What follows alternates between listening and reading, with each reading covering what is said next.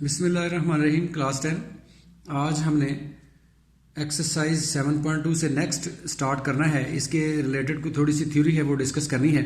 लिखा हुआ trigonometric ratios. Basically हमने जो नेक्स्ट हमारी एक्सरसाइज है उसमें ट्रिग्नोमेट्रिक रेशियोज क्या है, उसका यूज़ किस तरह से है, वो इसके बारे में जो है ना वो हमने डिस्कस करना है। ठीक है, इसका जो पहला लेक्चर है लिखा हुआ है जनरल एंगल क्या चीज़ होती है और को टर्मिनल एंगल्स क्या है। जनरल एंगल, को टर्मिनल एंगल्स वगैरह के बारे में डिस्कस करना है। इससे पहले मैं थोड़ा सा आपको बताता चलूँ कि ये जो आपको फिगर नज़र आ रही है, इस फिगर के मुताबिक देखें तो ये एक एंगल बना हुआ है थीटा, जिसके दो आर्म हैं ओ ए और ओ बी। ठीक है, तो आप नेक्स्ट फिगर में देखें तो जो एंगल बना हुआ है एंटी क्लॉकवाइज रोटेशन है, और इसमें यह है कि इसमें एंगल यहाँ से लेकर यहाँ तक का, ये इनिशियल साइड, ये टर्मिनल साइड है, लेकिन यहाँ से लेकर सिर्फ यहाँ तक एंगल शो हुआ है। यहाँ पे एंगल एक चक्कर मुकम्मल करने के बाद वहाँ पे आया है, यानी कि आप गौर से करें तो इनिशियल साइड भी वही है जो इसकी थी और टर्मिनल साइड वही है जो इसकी थी, लेकिन इसमें क्या है कि एक रोटेशन मुकम्मल हुई है। अगर एक रोटेशन मुकम्मल होकर उतना एंगल बने तो हम उसमें 2 पाई ऐड कर देते हैं, यानी कि ये जो एंगल है, ये जो नज़र आ रहा है 2 पाई प्लस थीटा है। 2 पाई प्लस थीटा का मतलब है कि 2 पाई का मतलब है एक मुकम्मल चक्कर करने के बाद थीटा जो है ना आया हुआ है जी। ठीक है जी, इसी तरह से अगले एंगल में आपको थोड़ा सा डिस्कस करने की बजाय कोशिश की है कि इसमें ज़रा देखें तो 2 रोटेशन मुकम्मल करके तो एंगल वहाँ पे आया है। इस एंगल में भी इनिशियल साइड वही है और टर्मिनल साइड वही है जो पहले वाले एंगल की थी, इसलिए इसमें 2 रोटेशन है। तो 2 पाई प्लस 2 पाई 4 पाई, ये 4 पाई प्लस थीटा एंगल है। ठीक है जी, ये थोड़ा सा कंसेप्ट दिया है कि एंगल जो है ना, बड़े ऐसे एंगल बनाए जा सकते हैं जिनकी इनिशियल और टर्मिनल साइड सेम हो, लेकिन एंगल वो मेजर में डिफरेंट होता है। तो ये जो मैंने डिस्कशन की है, ये इसने वर्ड में लिखी हुई है थीटा रेडियन का मतलब है कि आफ्टर 0 रोटेशन, कोई रोटेशन नहीं है। 2 पाई प्लस थीटा का मतलब है कि 1 रोटेशन मुकम्मल हुई है, 1 रोटेशन आफ्टर 1 रोटेशन है, और 4 पाई प्लस थीटा का मतलब है कि आफ्टर 2 रोटेशन, यानी कि 2 चक्कर मुकम्मल करने के बाद एंगल वहां पे बना हुआ है। तो ये को टर्मिनल एंगल, मैं जिस तरह से ऊपर बार बार एक बात कर रहा था कि तीनों एंगल की इनिशियल और साइड और टर्मिनल साइड एक जैसी है, इसलिए इनका एक बाकायदा नाम है, यहाँ पे लिखा हुआ है coterminal angles. 2 or more than 2 angles, ये डेफिनेशन है बेसिकली ना को टर्मिनल एंगल की। 2 or more than 2 angles with the same initial and terminal sides are called coterminal angles. ऐसे 2 एंगल जिनकी इनिशियल और टर्मिनल साइड सेम हो, 2 या 2 से ज्यादा एंगल, वो को टर्मिनल कहलाते हैं। ठीक है जी, ये नेक्स्ट नीचे आपको हाईलाइटेड सी एक चीज नजर आ रही है, ये बेसिकली जनरल एंगल का फार्मूला है। General angle theta is equal to होता है 2k pi plus theta. 2k का मतलब है नंबर ऑफ रोटेशंस। अगर कोई रोटेशन नहीं है तो ये 0 होगा, 0 होगा तो एंगल थीटा होगा। अगर 1 रोटेशन है तो k की वैल्यू 1 होगी, तो general angle 2 pi plus theta होगा। अगर k की वैल्यू 3 है, 2 है, 2 2s are 4 pi plus theta, मतलब 2 रोटेशन के बाद। ठीक है, इस तरह से हम इन्हें नंबर ऑफ रोटेशन के लिहाज से एंगल को बताने के लिए एक इसकी जनरल फॉर्म बना ली, 2k पाई प्लस थीटा, इसीलिए इसको जनरल एंगल कहते हैं। ठीक है, ये जनरल एंगल का फार्मूला है। ठीक है जी, नेक्स्ट हम देखते हैं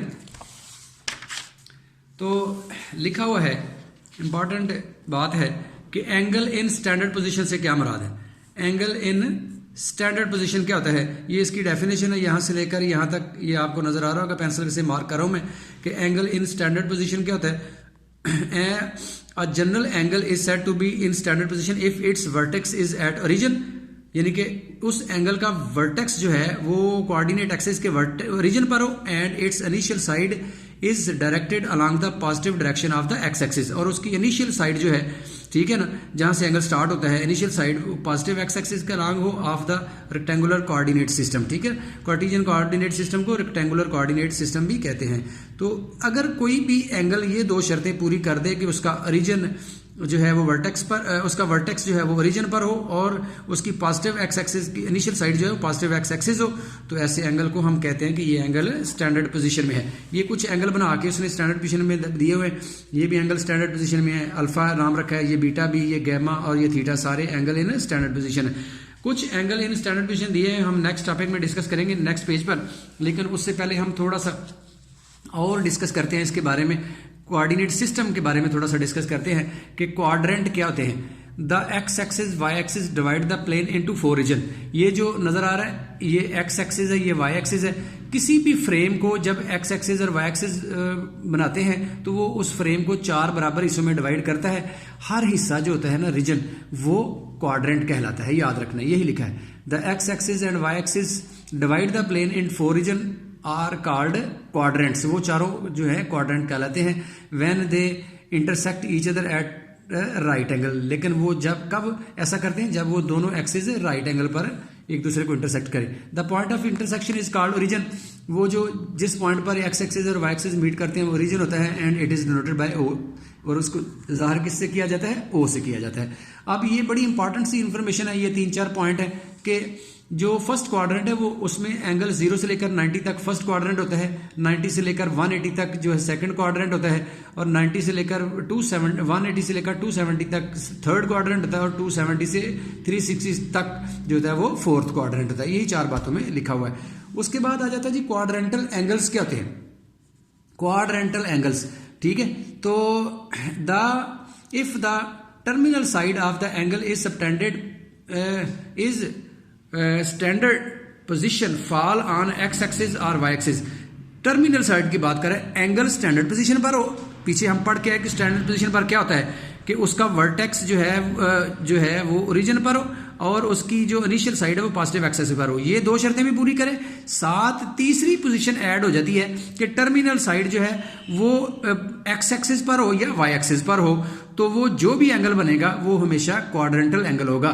ठीक है, ये बताया हुआ है, if the terminal side of the angle in standard position fall on x axis और y axis then it is called quadrantal angles. ठीक है, ये मिसाल दी हुई है कि 90 डिग्री, 180, 270 एंड 360 और क्वाड्रेंटल एंगल, ये सारे के सारे क्वाड्रेंटल एंगल्स हैं, और नीचे इनको शो भी किया हुआ है। ठीक है जी। इसके बाद ये आपने नेक्स्ट ट्रिग्नोमेट्रिक रेशियो के बारे में फार्मूला करना है। ये एक नोट, इंपॉर्टेंट नोट लिखा हुआ है, आपने भी मार्क करना है। ये नोट लिखा हुआ है कि there are 6 fundamental trigonometric ratios called sine theta, cosine, tangent, cotangent, secant and cosecant. ये 6 हमारे पास जो है ट्रिग्नोमेट्रिक रेशियोज हैं, उनके बारे में ये लिखा हुआ है, उनके मुकम्मल नाम लिखे हुए हैं, उनके शॉर्ट नाम हम नेक्स्ट डिस्कस करेंगे। ये 2 फार्मूले हैं हमने यूज करने हैं। ये याद रखना है कि वाई इस सर्कल के लिहाज से एक यूनिट सर्कल है। यूनिट सर्कल वो सर्कल होता है जिसका रेडियस 1 हो। ठीक है, अगर कोई भी सर्कल जिसका रेडियस 1 कंसीडर किया जाए उसको यूनिट सर्कल कहते हैं। इसको डिस्कस करके तो ये 2 फार्मूले बनाए हैं, वो आपके सिलेबस में नहीं है, डायरेक्ट फार्मूले आप याद रख लें कि y is equal to sine theta होता है और x is equal to cos theta होता है। ये 2 फार्मूले याद करेंगे आप। उसके बाद ये ट्रिग्नोमेट्रिक फंक्शन सर्कुलर या ट्रिग्नोमेट्रिक फंक्शन की डेफिनेशन है। The equation x is equal to cos theta and y is equal to sine theta are called circular और ट्रिग्नोमेट्रिक फंक्शंस कहलाते हैं। ठीक है जी। इसी तरह नेक्स्ट पेज पर कुछ रेसिप्रोकल्स हैं, ये नजर आ रहे होंगे आपको, मैंने थोड़ा सा उनको हाईलाइट किया हुआ है कि साइन थीटा जो होता है 1 ओवर कोसाइन होता है, कॉस 1 ओवर सीक होता है, टैन 1 ओवर कॉट होता है। कोसीक इसका इससे ये बन सकता है तो कोसीक 1 ओवर साइन होगा, इससे ये बन सकता है तो सीक 1 ओवर कॉस होगा, इससे ये बन सकता है तो cot is equal to 1 over tan होगा। ठीक है, ये कुछ रेसिप्रोकल्स दिए हैं, आपने इनको याद करना है। ठीक है, तो ये रेसिप्रोकल्स को याद रखना है। 1-2 फार्मूला और लिख देता हूँ कि बेसिकली कि टैन थीटा बराबर होता है sine theta over cos theta. ठीक है, और कॉट थीटा इक्वल होता है cos theta over sine theta के। इनके साथ ये भी साथ शामिल कर लें और पीछे वाली बात भी शामिल कर लें, ये नेक्स्ट एक्सरसाइज में हमारे काम आएगी। ठीक है, तो ये आज के लिए इतना काफ़ी है, क्योंकि नेक्स्ट जो टॉपिक है हमारा वो है कि ट्रिग्नोमेट्रिक रेशियो फाइंड करें 45 की, 30 की और 60 की। ये बाकायदा 3 बना के एक्सप्लेन करनी पड़नी है, उसके लिए एक पूरा ऑलमोस्ट लेक्चर चाहिए, वो हम नेक्स्ट इंशाल्लाह डिस्कस करेंगे। आज ये जो मैंने चंद डेफिनेशन और फार्मूले और रेसिप्रोकल चीज़ें डिस्कस की हैं वो आपने लर्न करनी है। नेक्स्ट हम इंशाल्लाह कंटिन्यू करेंगे। Thank you very much.